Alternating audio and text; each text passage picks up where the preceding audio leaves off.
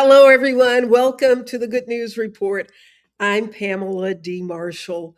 Thank you so much for pausing and taking a moment to join us here on the Good News Report. Good news is knowing that we have the power, the courage, and the responsibility to do something about any challenge that we face.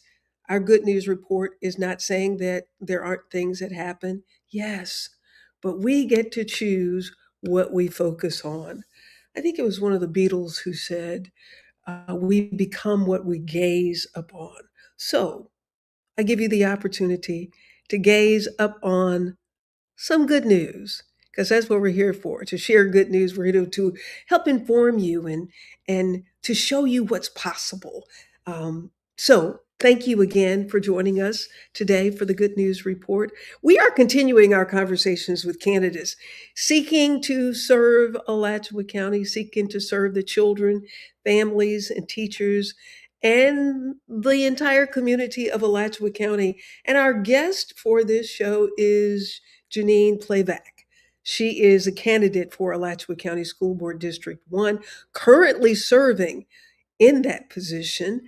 And she was appointed to the seat in April of 2025 and is seeking election to represent District 1. Janine has lived in Gainesville since 1992, and during her time in our community, she has watched Alachua County Public Schools evolve through many, many changes, many, many superintendents, many challenges. So she says her approach to the school board is rooted in listening to students, to parents, to teachers, to administrators, to staff, to the community, and making thoughtful, informed decisions. I am so pleased to welcome to the Good News Report Janine Playback. Thank you so much for being here, Janine. Thank you, Pam, for having me. I'm delighted. School started back for you, not It only sure did. serving on the school board, but also a teacher. Yes, ma'am. Tell us what you teach and where. For the last, this is starting my sixth year at St. Francis. I started the Health Sciences Institute at St. Francis Catholic Academy. Uh, I brought the program that I ran at GHS for 17 years, the Academy of Health Professions at GHS, and mirrored it at St. Francis. I was going to retire, I thought, in 2021, but God had another plan for me. And the principal at St. Francis approached me and said, Mrs. Plavac, I really would like to start a health science program like you run at GHS. And I was like, oh, I'll give you all the curriculum. Not a problem. I've been doing this for 17 years. And he just looked at me and he said, no, I want you to do this. And I was like, oh. So I had to step back and circumstances presented themselves. And I listened to the powers that be. And I started in August of 2021, and I'm still there. So I'm starting my sixth year at St. Francis and my 23rd year of teaching.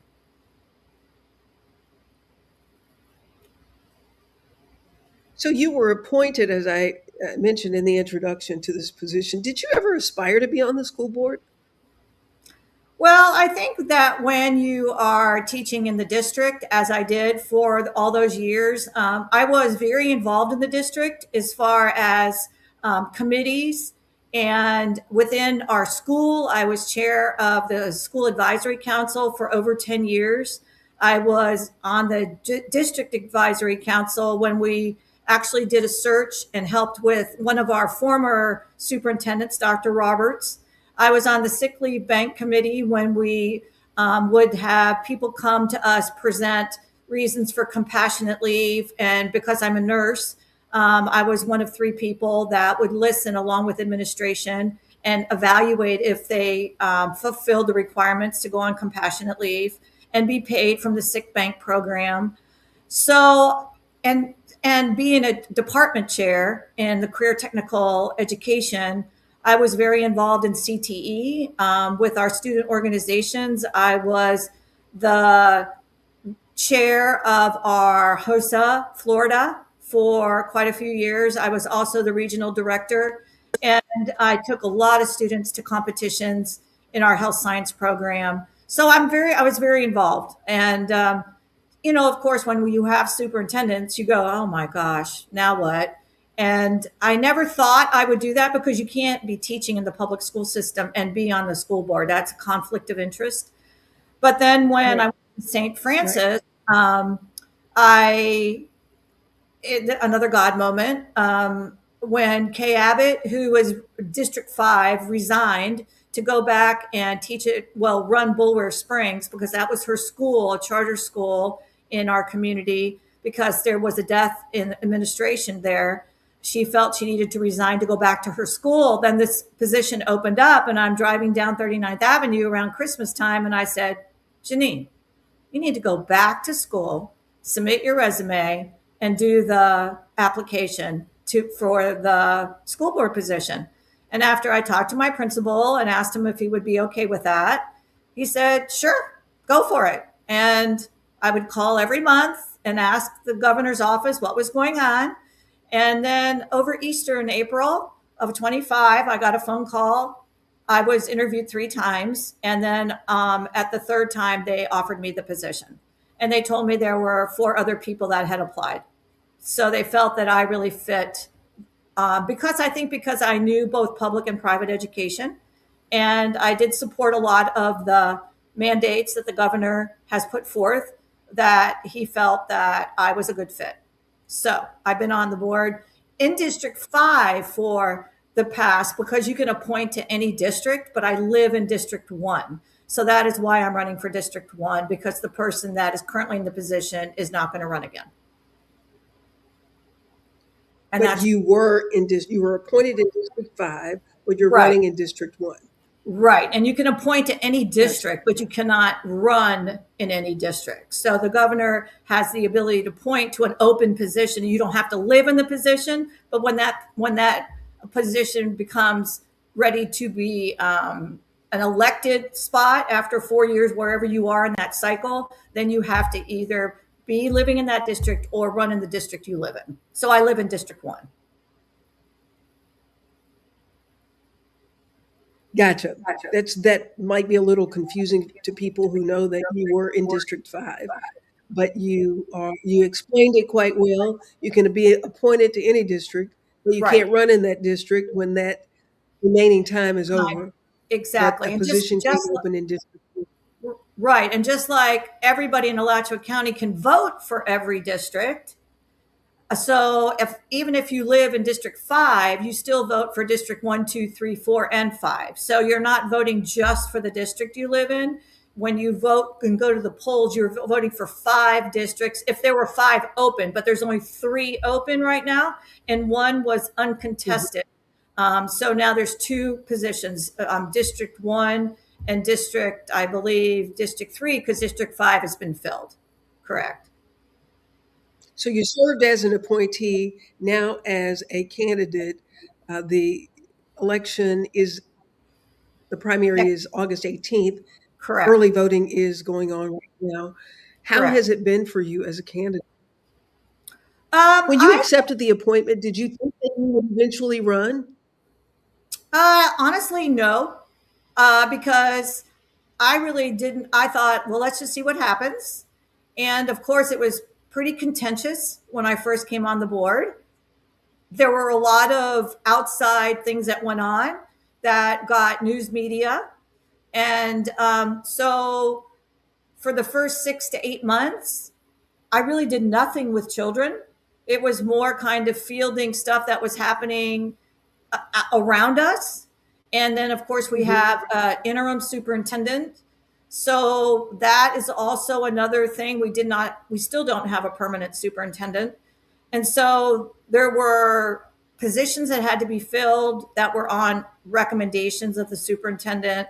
There were conflicts of interest I felt with some positions. But I learned as time went on that really the only 2 things that the board really has full control over is policy and budget. And the superintendent actually appoints the administration. She actually recommends the principal appointments, AP appointments, teachers, and we don't have any say. We have to go along with that. And so I was like, why are we doing this? Like, why don't we have more say? But that's how policy is written as far as what the superintendent does. So the first thing that really we got involved with was the redistricting, and being a teacher and knowing how this affects so many people. I really was not in favor with the speed of this redistricting. I wasn't in favor, period. And I wasn't in favor of closing Williams or Alachua Elementary or Duval. I felt that they needed to stay open. But we only had to have a new elementary school in Newberry. That's the only thing we had to act on, because since the Newberry Elementary became a charter school by law, we have to, have a public school. So the only thing that the district had to do was have a Newberry Elementary School. We did not have to close Foster. We did not have to make plans to do all this other movement. And frankly, we have gotten a lot of emails in the last 10 days about how things are maybe not working out so well. But again, I didn't go along with this. But of course, as a board member, I am totally sympathetic with some of the concerns. And one of the things that I do for sure, and people know that, I'm very much a problem solver. So if I have a parent that writes me and they know they can, because I've made it very public that if you're having a problem, please email me and I'll take care of it, and or do what I need to do. So with the transportation issues, I just call Mr. Shepherd, or I email him, or I forward the parent's email, and he's very receptive. He is our superintendent. That is, well, I think he's called the executive director for transportation, and he's done a really good job of managing it. But of course, you don't know what to expect with traffic. You don't know what to expect with the bus loops now and how things are going to change. So parents equally frustrated. And I just try to help as much as I can. And I have to say that we really do have some very good people in our district that are really trying to make this a smooth transition. But it has become really difficult. And I think we didn't have to move so fast, honestly. And I really don't think we had to do it with an interim superintendent, because we start next week with a search for the new superintendent, and we have to approve the new company that we're going to use. And by this time next year, we'll have a new superintendent. So why did it have to go so fast? And I've made that public. What was the explanation for the need to go so fast? Oh, it started with the charter schools, well, not the charter schools, but it's called Schools of Hope. And then Governor DeSantis signed a bill that said that if our schools are under enrolled less than 65%, that there are 5 charter schools that have been approved by the state that can come into our schools, use our facilities, and they actually use our electricity, and they use everything that was in the building, and they can set up their school. Because the governor felt that if we're not utilizing our schools to the full capacity, then why not offer a magnet, or it's really called a charter school, to our population? And they would have to adhere to all the same guidelines that the charter schools do now, like Bulwer Springs and caring and sharing. But that started it because there were board members that were adamant about not letting this happen, that we should not be and have any part of it. The governor is, overstepping his bounds. And frankly, that started it. And I'm going to tell you right now, we have not had one charter school make application to our district to come into our schools. And we still have under-enrolled schools like Shell, like Hawthorne, like Eastside. So there are some schools that are not 65%.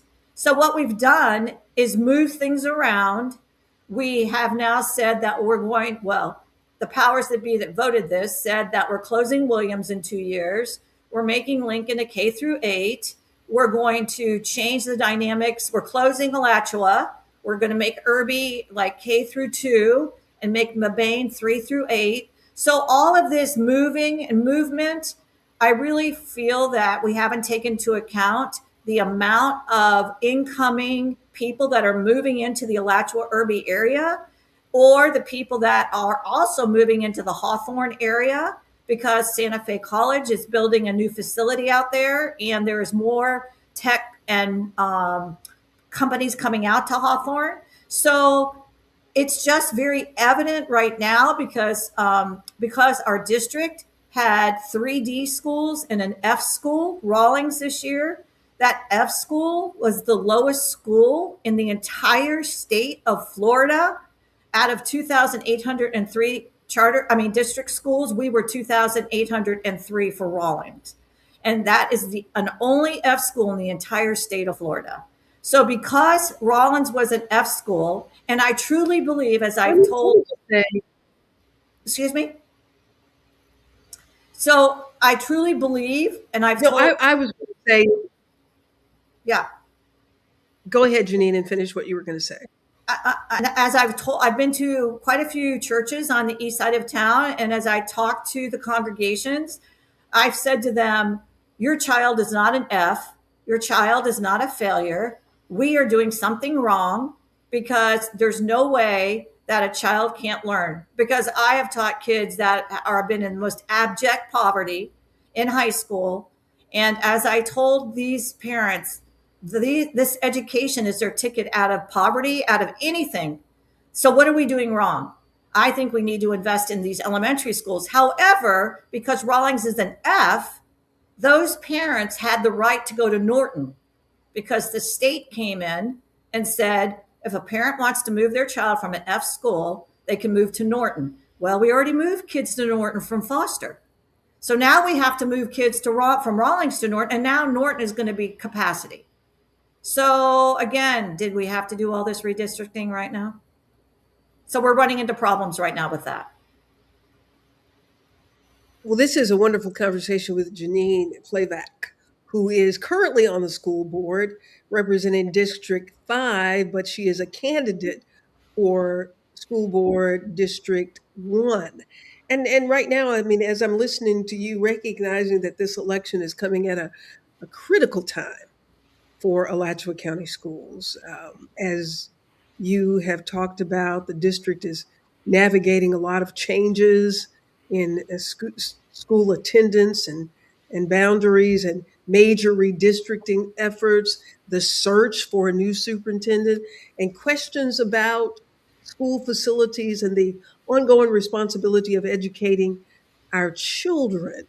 Right. And how are we being good stewards of tax dollars? And when you say, well, I cringe when I hear the phrase failing schools, Yep. because we take the human element of it. There are children who are there, and there's a Absolutely. principal, and there are teachers who are there.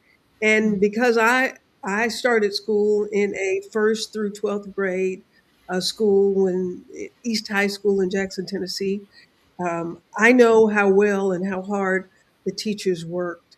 And I know, as you pointed out, children can learn. But I saw something, Janine, that said that if a certain percentage of a school qualifies for free and reduced lunch, then there's a label on that school because kids qualify for free and reduced lunch. Well, at the reading of the Emancipation Proclamation, everybody walking off the plantation qualified for free lunch. Right. How does that how does that determine whether or not a child has the ability to learn? It does not. Mhm. And we need to get that label off, because you're poor, you can't learn. That doesn't need Right. make any sense. Right. Or because you live on the east side of town. So that is the big. I have become enlightened in the last 3 months by going to different meetings on the east side of town, going to Black churches that I've never been in before, but I have been inspired by. Dr. McNeely, who sits on the board with me, I taught with her son, and she has always been an advocate, and that's her district, the east side of town. And so I have been invited to come into those churches and speak. And when I look out at these kids who are some high schools, some I call them the babies, the ones that are in elementary school and our middle schoolers. All of them have the capacity. All of them can learn. But when people get labeled, oh, you're on the east side of town, but if we lived on the west side of town, we would have better facilities, or we would have more opportunity, or we would have stronger teachers. And I go, there is something wrong here, because I have never seen, I grew up in Virginia. I grew up during the 60s when we started desegregation. And I, even during that time, never experienced what I experience now. I have never seen such a division in this county. And honestly, until we bring people together and let all parties involved know that we care for everyone equally, I feel there is going to be this disparity that can't be overcome. And I think we need a superintendent that is committed to making this work, because our current superintendent right now, just last week, was moving teachers within the third day of pre-planning from the east side of town to the west side of town, or really from the west side of town to the east side of town, because one elementary school had 7 long-term subs assigned. One classroom, one first grade class had 1 teacher and 3 long-term subs. How can these kids be successful when that happens? So Right, right. then there was a huge outroar. And then why did we not anticipate this? Why did we not think that this? So what's her solution? Well, let's just go bring a company in that's going to find us some subs. Oh, how is that going to work? Right? School starts next week. How So, much does that cost? How much does that cost? well, of course, they're paying, we're paying them like $90 per, I think it's per hour. I don't know. Honestly, we haven't signed the contract yet, or we were going to sign the contract, honestly. But it was half of it went to go to the teacher and half of it goes to the company. But the only good thing about this company is they do the recruiting within a 45-mile radius, but they will also pay for this teacher to get their teacher certification and go through any type of remediation to get the certification. So that is positive, because paying for a teacher certification is difficult, and the state gives you 5 years to get your certification. So if we're paying like 45,000 a year for a teacher, but they're still considered well, I think they're still considered a long-term sub. What it does, it takes it off of us, honestly, and it puts it on somebody else, and they provide the person. But I told somebody before, who moves to Gainesville? It's not like, I'm in medicine. So most people don't move to Gainesville to work at Shands. They move to Gainesville because they come back here because they went to school here. But you just don't go to pick a dot on the map and say, well, let's move to Gainesville and be as a nurse, or let's go to Gainesville and teach. So it's really Yeah. hard to find people, and the quality of people and there's not too many people now being educated at FSU or Florida in education. So where FSU's program has gone down, and so has Florida's. So where are we going to pull these graduates from? It's an insidious Well, cycle. Go ahead. yeah, well, and as you talk about that, it's unfortunate that we're okay investing on the opposite end, paying 40 to 60,000 a year to incarcerate people, Exactly. rather than paying teachers better so that we can have better teachers to help educate our future workforce, because that's what you're talking about. And Absolutely. if your schools don't do well, when a company is looking to relocate, they want to know about education, because they Right. want to know where they're going to get their work. And then the people that they bring want to know, where are my children going to attend school? And that's a very good point, because there was a big town forum a couple of weeks ago by Pastor Blue on the east side of town, where he brought the city and county officials over. They didn't invite the school board for some reason. I don't know why, because it would have been nice for us to be in there. But they brought up, you're closing schools on the east side of town. We have no supermarket on the east side of town. We have nothing for these kids to do on the east side of town. So why would people move to the east side of town? And why would we bring in? But the city is planning some redevelopment. So if you're going to bring this redevelopment in, you need the schools, you need the workforce to come there. And all we have over there now, there is a urgent care center that's off of Hawthorne Road. And there is UF, they have some family practice, but really there is no industry. So if the city or county is willing to develop, then we as a board should be able to continue and be forward thinking and go, why are we closing these schools? Why are we doing this? This is crazy. You know, so that's my feeling. Honestly, if I get on the board and we get, And we need to have, we need to have some stronger. can you repeat that, Pam? We need to have some stronger conversations about. Yeah, we need to have stronger conversations about what you just said. The fact that we don't have, and people have been talking about doing something in East Gainesville for how many years? Oh, forever. Dirt is dirt is dirt, Right. right? Right. So if you can build something over here, it's Mm-hmm. just sitting on dirt. Mm-hmm. Then let's talk about why you're not building it here. And I think Right. we all know the answers. And so when you continue to deplete a community Right. and then you say we want better results out of that community, but you're Right. depleting it of resources that would help the families and Mm-hmm. help the children. Uh, Exactly. Janine, as you continue sharing with us, and I appreciate all that you are sharing with us. I will say that all of the other candidates from District 1 race have been invited. If you have not seen those interviews, for those of you who are watching and you would like to see those interviews as you are deciding who you will be voting for during early voting, or if you're voting on election day, August 18th, please go to our YouTube channel at Peacemaker Pamela and take a look at those interviews. Janine, did you expect to find this vast amount of challenges Uh, that you have found now sitting on the school board?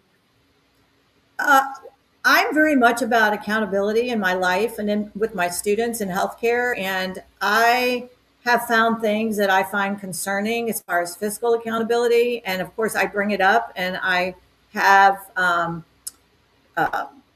I have concrete evidence about things that are just not adding up. And instead of embracing it, sometimes it's like, well, you're just picking on something or you don't like something or whatever, whatever.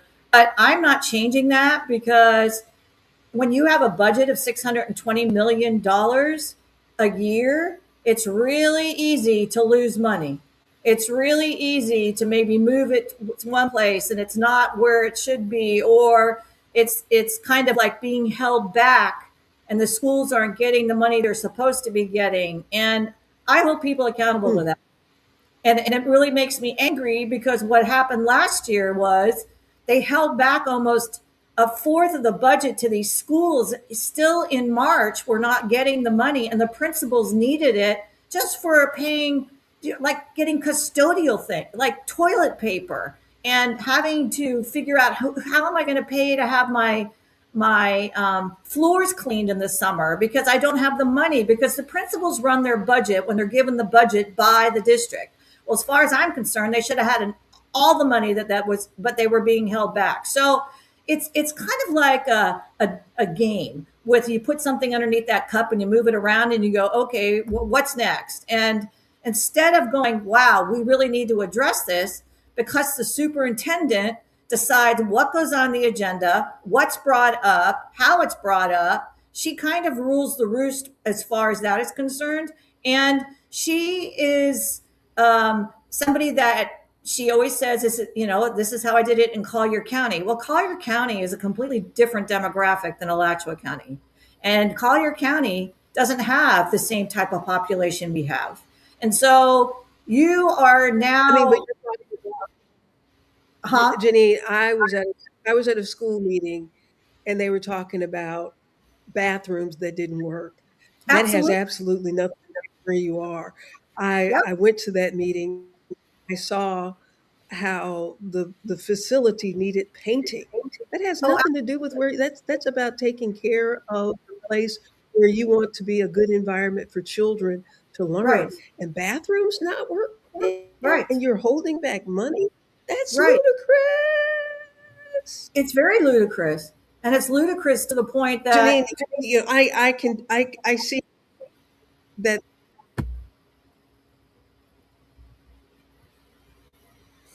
to the point that yeah.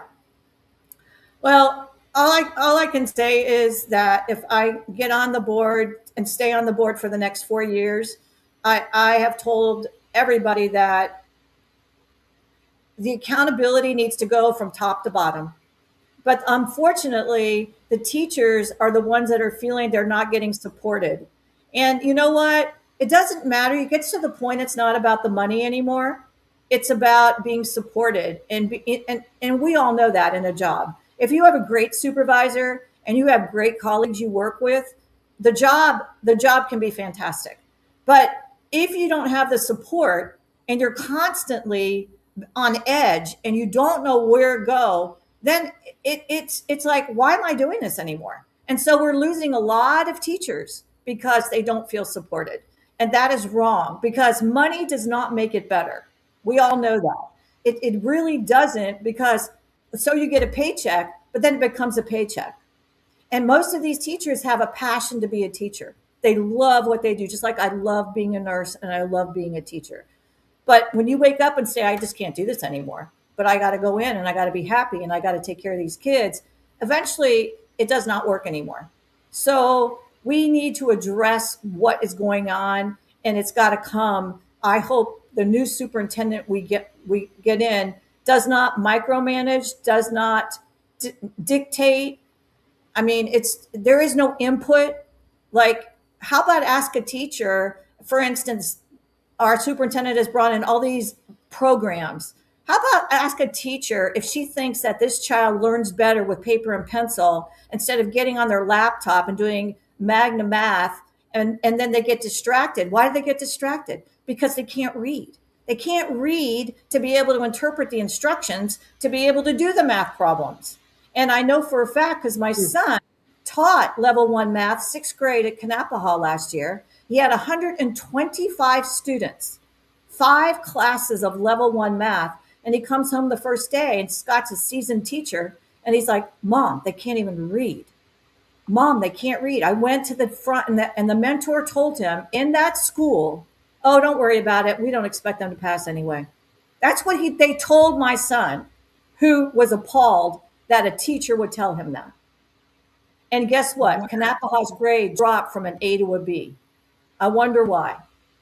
So when wow. somebody says that to you, and these kids are coming from elementary school, they're all level one math, and it's a gamut. And I even graded some papers for him. He had zeros to 100. And I said, Scotty, he said, Mom, I don't even know how I can do this. And I said, son, just start with get a group of kids that want to learn and show them what you can show them. And then the other ones will see it and the other ones will want to learn. I said, but right now they've all been told that they can't learn because they know they're in a level one class. And he said, Mom, they don't even know their multiplication tables. And they're sixth graders. And he's trying to teach them pre-algebra. And it's not Lord, working. That's exactly right, Lord have mercy. And so he went to the front office and said, I want to make some copies of some basic math that I want to sit down and do with the kids. And they told him, sorry, we can't let you copy. We don't have that. You cannot, because we have a limit on how many copies you can make. And I said, give me the paper. I will copy it at my high school. So, you know, it was a very frustrating year. And he left after this year, and he actually went out to the West Coast to teach because he has a sister out there. But he was just hired in a Christian school out there, and he's like, Mom, it's night and day. They actually care what these kids learn. And I'm like, son, I said, you tried, you modeled, you worked hard, but every day it was not good. It was not good. Something's got to change. Yes, it does have to change, and we have to make it change because I talked to a middle school principal who I know very well, and he said, "Well, I said it, he, but he said, Ms. Playback, I can't talk to you." I said, "What do you mean you can't talk to me?" I said, "I've known you a long time." He said, "I've been told by the superintendent I can't talk to you." And I said, "Well, what do you think is the reason our kids are not doing well in middle school?" He said, "Because we're not addressing the problems in elementary school the way we should be." Because he's getting a lot of these kids and he sees it. And he said, we have to put all our resources, all of our, if the majority of our resources into elementary school. And he's right, because if these kids can't get out of elementary school reading and writing, then what's going to happen? They're going to get in trouble. They're going to drop out of school. They're going to become truant, and they're not going to want to go to school. What a powerful conversation that we're having. We're having a little technical difficulty with Janine Plavac, but um, this is very disturbing to me as we're doing this good news report, hearing about what's going on in our schools. Janine, as I mentioned before, is a candidate for Alachua County School Board District 1. Early voting is going on right now. The election is August 18th. Please either scroll down through my Facebook page to see the interviews with other candidates as you make your decision.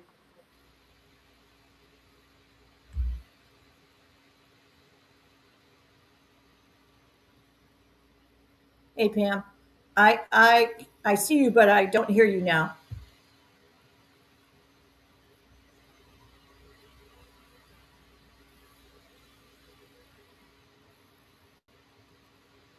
Yeah, I see you. I mean, I see me, but I don't see you.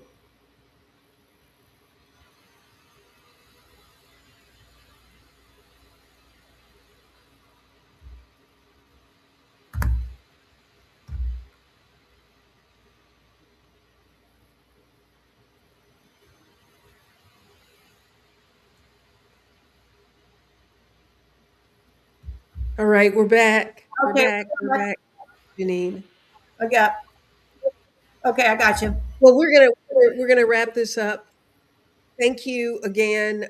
Please come back anytime. Thank you for your passion as you are expressing concern about things that are on the board, on things that are happening in the Alachua County school system. What do you say to parents about needing to be more involved, needing to attend the school board meetings so that they can express what they're feeling, what they're seeing, since teachers are not able to speak?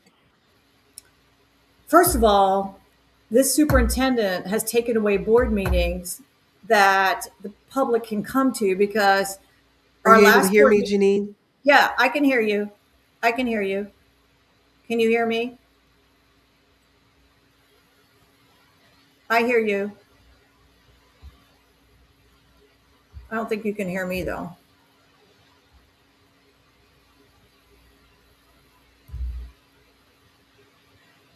Okay. Hi. I heard what you said. Okay. I think that unfortunately the current superintendent has taken away some of the board meetings. We're supposed to meet twice a month. So if we don't meet twice a month, then the parents don't have an opportunity, or even anybody doesn't have an opportunity to express how they feel. So public comment is very important, but I don't control that. That's controlled by the chair and the superintendent. But I've asked to put back on some board meetings so public can talk, especially at the beginning of school. So we don't have a board meeting that's public until September 15th. We should have had one September 1st. That was canceled. We were supposed to have one the end of August, and that was canceled. So I've asked to put another one on. But for parents, I know it's hard. Some parents can't get involved, but you need to at least know what's going on at the school. So please, if you have concerns, please email me. If email your teacher, email the principal, just be present if you cannot physically be present. Because some of these parents have two or three jobs, so they can't come to board meetings. We don't always make a board meeting at a time a parent can come. But in order to You've got, it's just like anything. If you have a sick, somebody sick in the hospital, you've got to be there. You got to be Yeah. there. You got to let the staff know you're there. If you have a child in a school, you've got to be there, even if it's maybe at one open house or something. You've got to let the teacher know you want to be involved in your child.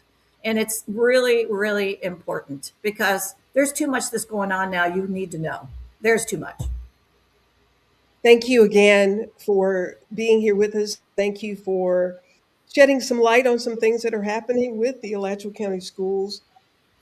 Best of luck to you all as you prepare to search for a new superintendent, and good luck to you as people are going to cast their ballots at the polls, either through early voting, absentee ballot, or on August 18th.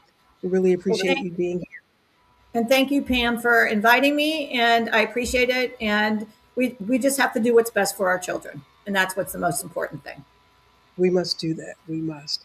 Everyone, thank you so much for watching. As I mentioned before, all of the interviews that we've done with candidates, you can watch them on our YouTube channel at Peacemaker Pamela or scrolling down on this YouTube page. Please share. And as we are preparing to vote, I urge you to make a plan, make it a family affair to go and vote.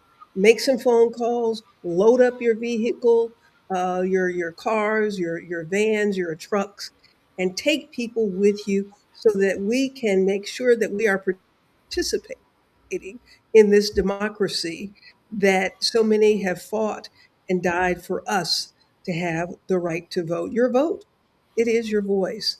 Thank you so much for being Thank here. I'm you. Pamela Marshall at the Wellness Radio TV and at the Wellness TV podcast. You're so welcome on this good news report. And let me encourage you to do something. Go out and make sure that you are good news to someone.